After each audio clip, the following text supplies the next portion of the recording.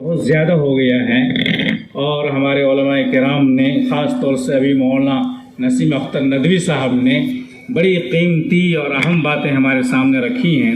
میں صرف 5 سے 10 منٹ میں اپنی بات ختم کروں گا، اس لیے کہ وقت کا یہی تقاضا ہے، اس سے زیادہ آگے بڑھنا بالکل موضوع نہیں ہے، بالکل مناسب نہیں ہے۔ اس لیے مجھ سے یہی کہا گیا، میں نے یہ کہا بلکہ درخواست کی کہ میں صرف 5 یا 10 منٹ آپ کے سامنے حاضر رہوں گا۔ حضرات، بچوں کی دینی تعلیم و تربیت کے تعلق سے مجھے گفتگو کرنے کے لیے کہا گیا تھا۔ چونکہ یہ وقت موضوع تو بہت وسیع ہے، لیکن میں مختصراً 2-4 آیت پڑھ کر کے رخصت ہو جاؤں گا اس کا ترجمہ کر کے۔ اللہ تعالیٰ نے قرآن مجید کے اندر فرمایا ہے، اعوذ باللہ من الشیطان الرجیم، بسم اللہ الرحمن الرحیم، اقرأ بسم ربک الذی خلق، خلق الانسان من علق، اقرأ وربک الاکرم الذی علم بالقلم، علم الانسان ما لم یعلم۔ اللہ تعالیٰ نے لفظ اقرأ کو ان 5 آیتوں میں 2 بار اللہ تعالیٰ نے اس کی تکرار فرمائی ہے، ایک تو خلق کے ساتھ اور پھر اکرم کے ساتھ۔ یہ جملہ یہ بتا رہا ہے کہ انسان کا مقصد وجود، مقصد تخلیق تعلیم و تربیت ہے، تعلیم حاصل کرنا ہے، اللہ کو پہچاننا ہے، رب کو پہچاننا ہے۔ اور اکرم سے جوڑ کر کے اللہ تعالیٰ نے اقرا کو اس بات کی تعلیم دی کہ تعلیم انسان کے لیے وجہ کرامت ہے، وجہ ترقی ہے، وجہ برکت ہے، وجہ سربلندی ہے۔ جو تعلیم حاصل کرے گا اللہ تعالیٰ اسے دنیا میں بھی عزت دے گا اور آخرت میں بھی عزت دے گا۔ دوسری جگہ اللہ نے فرمایا، یرفع اللہ الذین آمنوا منکم والذین اوتوا العلم درجات۔ اللہ تعالیٰ مومنوں کے اور اہل علم کے درجات کو بلند فرماتا ہے۔ تیسری جگہ فرمایا، قل هل يستوي الذین یعلمون والذین لا یعلمون۔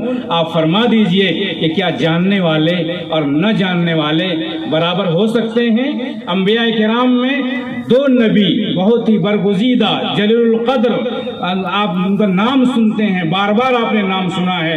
ایک حضرت ابراہیم علیہ السلام، اسماعیل علیہ السلام اور حضرت یعقوب علیہ السلام۔ حضرت یعقوب علیہ السلام بیٹے ہیں اسحاق علیہ السلام کے، اسحاق علیہ السلام بیٹے ہیں حضرت ابراہیم علیہ السلام کے، گویا کہ حضرت یعقوب حضرت ابراہیم علیہ السلام کے پوتے ہیں۔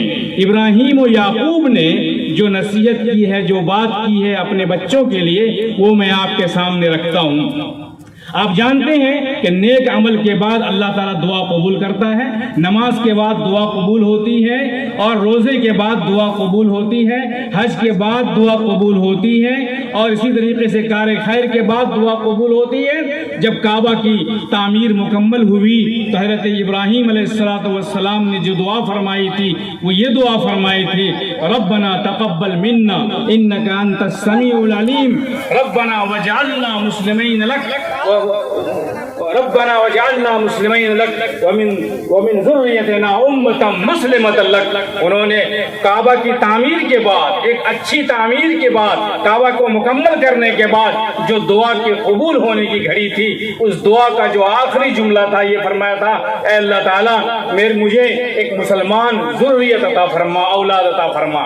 حضرت یعقوب علیہ السلام جب دنیا سے جانے لگے، اپنے بیٹوں کو، اپنے پوتوں کو، اپنے پڑپوتوں کو، نواسوں کو، خاندان کے سارے لوگوں کو جمع کیا، اور جمع کرنے کے بعد بیٹوں سے پوچھا، اے میرے بیٹوں بتاؤ کہ میرے مرنے کے بعد تم کس کی عبادت کرو گے؟ آج ضرورت اس بات کی ہے کہ ہم بھی مرنے سے پہلے اپنے بچوں کے بارے میں یہ یقین پیدا کر لیں، اور مرنے سے پہلے، دنیا سے جانے سے پہلے، دنیا سے اٹھنے سے پہلے ہم اس بات کو یقینی بنا لیں، آج مطمئن ہو جائیں دنیا سے جاتے ہوئے کہ اب ہمارا بچہ دین پر قائم رہے گا، شریعت پر قائم رہے گا، اسلام پر قائم رہے گا، ایمان پر قائم رہے گا۔ ایمان سب سے بڑھ کر کے دولت ہے، جان سے بڑھ کر کے، دولت سے بڑھ کر کے، جائیداد سے بڑھ کر کے، پیسے سے بڑھ کر کے، اولاد سے بڑھ کر کے ایمان کی سب سے زیادہ قیمت ہے۔ ایمان کو بچانے کے لیے حضرت خضر علیہ السلام نے اس بچے کو بھی قتل کر دیا تھا جو حضرت موسیٰ علیہ السلام کے سامنے، جو بچہ والدین کے لیے کفر کا ذریعہ بننے والا تھا۔ میرے بھائیوں اور دوستوں، آپ یہ طے کر لیں کہ میں اپنے بچے کو پڑھاؤں گا، اور تعلیم کون سی ہوگی؟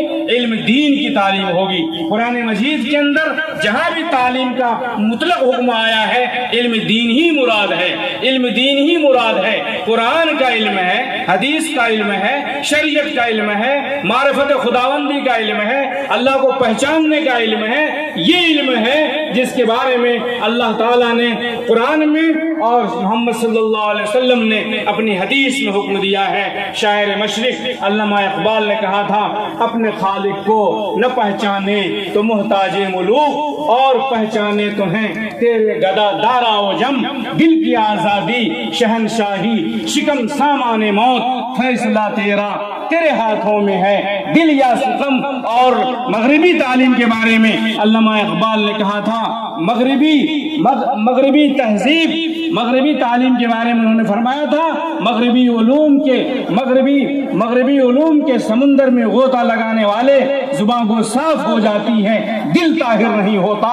زبان صاف ہو جائے یہ اصل نہیں ہے، قلم صاف ہو جائے یہ اصل نہیں ہے، دل صاف ہے یا نہیں، دل پاک ہوا یا نہیں۔ وہ تعلیم جو دل کو پاک کرے، آنکھ کو پاک کرے، زبان کو پاک کرے، قدم کو پاک کرے، گفتگو کو پاک کرے، وہ تعلیم ہے، وہ تعلیم اصل ہے، وہ تعلیم ربانی ہے۔ ورنہ تو آج دنیا کے پاس بے شمار علوم ہیں۔ علامہ اقبال نے مغرب کے بارے میں، یورپ کے بارے میں، سائنسدانوں کے بارے میں تو یہ کہہ دیا کہ انہوں نے سب کچھ کر لیا، لیکن زندگی کی شب تاریخ وہ سحر نہیں کر سکے ہیں آج تک۔ ڈھونڈنے والے ستاروں کی گزرگاہوں کا اپنے افکار کی دنیا میں سفر کر نہ سکا، اپنی حکمت کے خمو پیچ میں الجھا ایسا آج تک فیصلے نفع و ضرر کر نہ سکا۔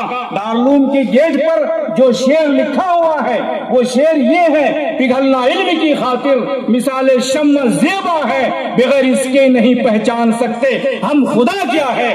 دارالعلوم کے بانیوں نے، دارالعلوم کے بنانے والوں نے یہ پیغام دیا، دارالعلوم نے یہ پیغام دیا کہ اگر اللہ کو پہچاننا، جو علم اللہ کی پہچاننا سکھاتا ہو، جو علم اللہ کی معرفت نہ دیتا ہو، جو علم اللہ کی محبت نہ سکھاتا ہو، وہ علم نہیں ہے، وہ علم نہیں ہے، وہ انسان کے لیے دشمن ہے، انسان کے لیے زہر ہے۔ وہ علم نہیں، زہر ہے احرار کے حق میں، وہ علم نہیں، زہر ہے احرار کے حق میں، جس کا حاصل ہو فقط جہاں میں دو کفے جو جس علم کا حاصل ہو مقصد ہو، اس علم سے وہ علم انسان کے لیے زہر ہے۔ سانپ اسی وقت تک سانپ ہے جب اس کے اندر زہر ہے، جب زہر نکال لیا جائے تو وہ انسان گلے کا ہار بناتا ہے، انسان کھلونا بناتا ہے، انسان اس سے کھیلتا ہے، لیکن زہر ہو تو کوئی اس کے قریب نہیں آ سکتا۔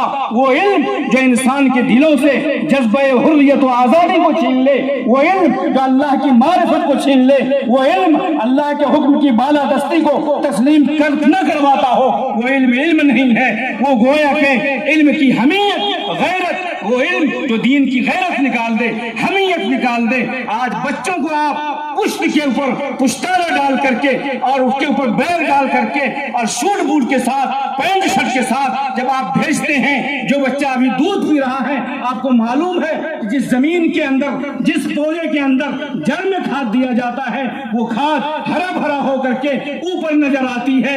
اسی طریقے سے بچے کی جڑ میں جو چیز دی جائے گی وہی نمودار ہوگا، وہی بار پائے گا، وہی ترقی کرے گا۔ جس بچے کے اندر، جس بچے کے جڑ میں توحید نہیں ہوگی، شریعت نہیں ہوگی، رسول نہیں ہوگا، خدا نہیں ہوگا، وہ اباحیت پسند ہوگا، لوگوں کا ہتھکنڈا بنے گا، لوگوں کے لیے استعمال ہوگا، مغربی میڈیا میں جائے گا، ڈیبیٹ پہ بیٹھے گا، اسلام کو بدنام کرے گا۔ میرے بھائیو اور دوستو، آج ضرورت اس بات کی ہے کہ ہم اپنے اندر ان دینی علوم کی اہمیت کو پیدا کریں، اپنے دلوں کے اندر سمجھیں کہ ہماری زندگی کا مقصد صرف دنیا کمانا نہیں ہے، دنیا سے جانا بھی ہے۔ وہ علم، اصلی علم وہ ہے جو انسان کو سفر میں مکمل طور پر رہنمائی کرتا ہو، جو دورانیہ کے لیے جو علم مفید ہے، وہ علم نہیں ہے، جو آخرت تک پہنچائے، اللہ تک پہنچائے کامیابی کے ساتھ، وہ اصل علم ہے۔